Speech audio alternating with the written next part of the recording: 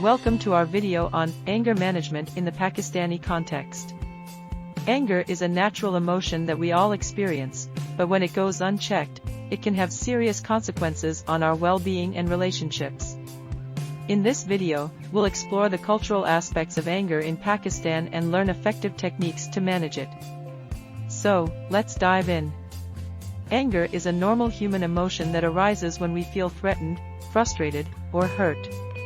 In the Pakistani context, various factors can trigger anger, from the fast-paced city life to societal expectations. Identifying these triggers is the first step towards managing anger effectively.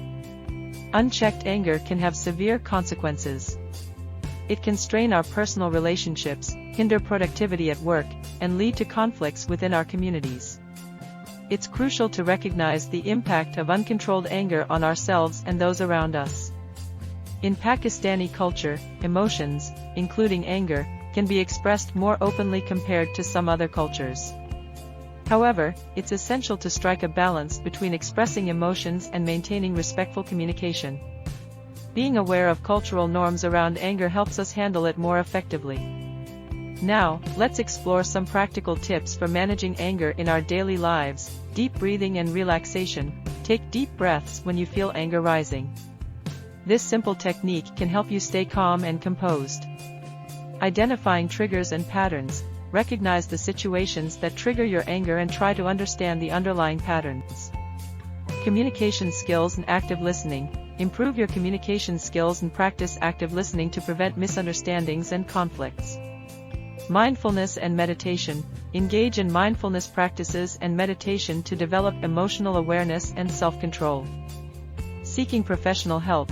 If anger becomes unmanageable, don't hesitate to seek support from mental health professionals. Expressing anger constructively is essential. Instead of resorting to aggression, practice assertive communication and seek solutions to the issues causing your anger.